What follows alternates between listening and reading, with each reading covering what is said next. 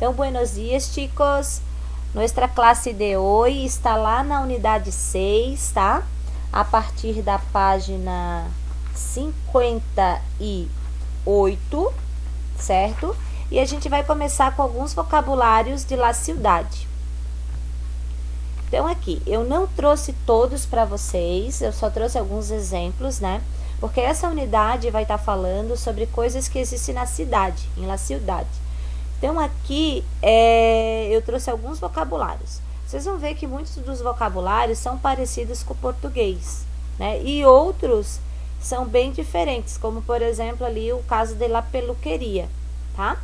Então, aqui, el aeropuerto, o aeroporto, el banco, o banco, la peluqueria, salão de beleza, né? La carniceria, o açougue, la libreria, a livraria, e aqui, se eu não me engano, que não dá para eu ver direito, la escuela, tá? Então, a escola. Depois nós temos aqui el hospital, que é o hospital, el correio, o correio, el restaurante, que é o restaurante, e temos el café ou la tienda. Então, lembrando que la tienda pode ser qualquer loja, tá?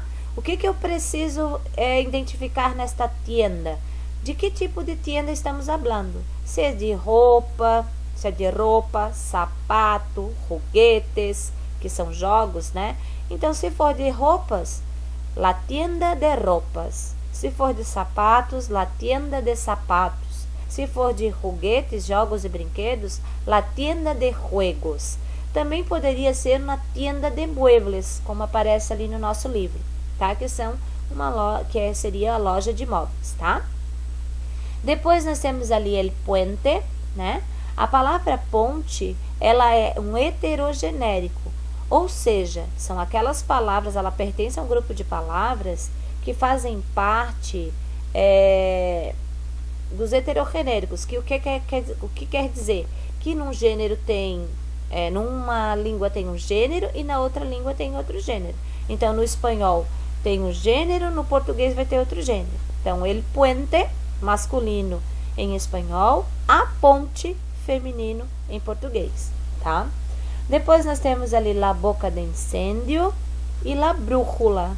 Bem, la brújula aparece aqui para mostrar que a gente precisa ter um norte para se locomover dentro da cidade. Depois nós temos el gimnasio, que seria,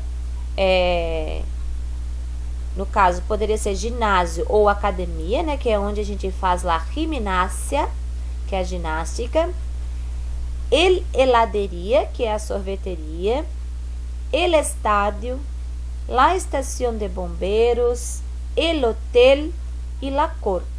La corte aqui seria o lugar onde fica os prefeitos, os vereadores, que também pode ser chamado de alcalde, tá?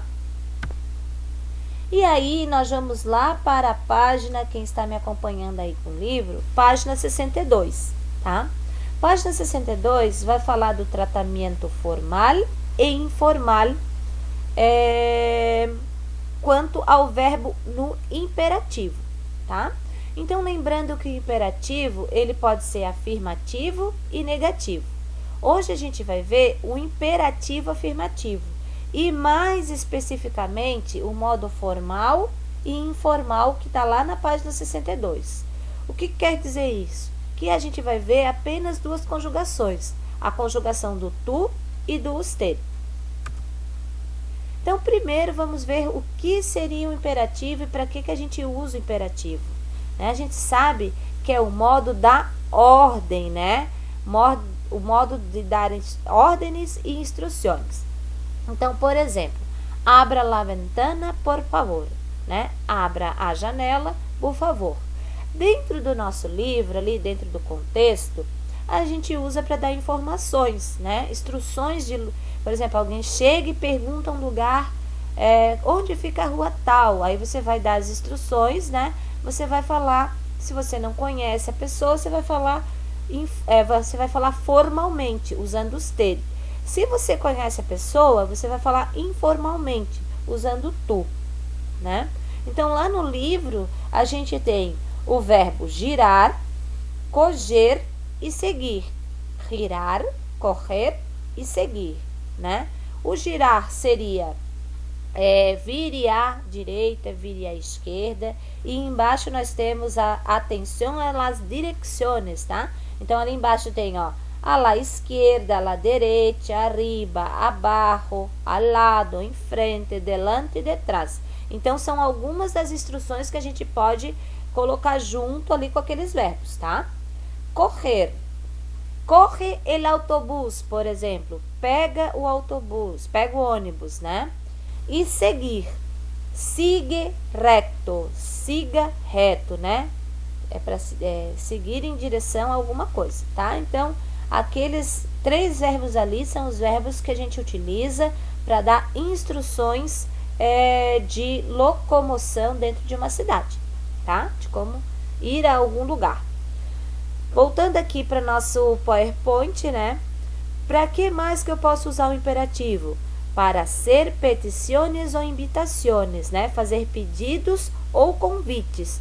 Tome esse jugo, está riquíssimo. Então, toma este suco que está muito bom, né? Aqui a palavra riquíssimo é um falso cognato, onde a gente usa para dizer que algo está muito bom, tá? Outra coisa que a gente pode usar o verbo no imperativo. Para que a gente pode usar? Para falar de desejos, conselhos ou advertências. Então, por exemplo, beba mais água. Es bueno para la salud. Então, tá dando um conselho, né? Qual é o conselho aqui? Que beber água faz bem à saúde. Para conceder permisso, por exemplo, permisso, pode entrar? Sim, claro, entra, né? Então, conceder permissão. Posso entrar? Sim, claro, entra. E aí, eu trouxe também aqui para vocês as conjugações dos verbos terminados com ar, er e ir. Mas eu não trouxe aqui a conjugação completa, tá? Eu trouxe aqui para vocês do tu, do vosotros, usted e ustedes, tá? Então, lembrando que no imperativo não existe primeira pessoa. Por quê? Porque eu não posso dar ordem para mim mesma, né? Então, eu sempre vou começar a partir do tu. Outra coisa também. Aqui foi colocado o pronome pessoal antes do verbo só para vocês se situarem. Mas quando eu faço a conjugação do verbo, o pronome pessoal sempre vem depois do verbo. Então, ao invés de eu falar tu trabaja, eu vou falar trabaja tu. Trabaje usted. Trabajemos nosotros. Trabajad vosotros e trabajem ustedes, tá? Então, sempre o pronome pessoal depois do verbo. Desinências dos verbos que terminam com er. Come tu, coma usted. Comamos nosotros, comed vosotros e coman ustedes. Os verbos terminados com ir, como bibir. Bibe tu, biba usted. Bibamos nosotros, bibid vosotros e biban ustedes. Aqui, gente, eu trouxe toda a conjugação. Mas lá no livro de vocês, na página 62, a gente só vai trabalhar o modo formal e informal. Então, quem está com o livro aí, já anota ali do ladinho da página 62, aonde tem os 3 verbos girar, correr e seguir, onde tem tu e usted, você vai marcar o seguinte: onde é tu, você vai botar informal. Onde é usted, você vai botar formal. Por quê? Quando eu não conheço a pessoa, eu vou usar o modo formal, que é usted. E quando eu conheço a pessoa, eu posso estar utilizando o tu, que é informal, tá? A gente vai ver isso mais à frente de novo. E aí, para finalizar, eu trouxe alguns verbos conjugados no modo imperativo, né? Então, aqui a gente vê que esses verbos são irregulares. Por que eles são irregulares? Porque eles sofrem mudança no seu radical, tá? Eu só vou falar os dois principais aqui, que é o modo informal, que é tu, e o modo formal, que é usted, tá?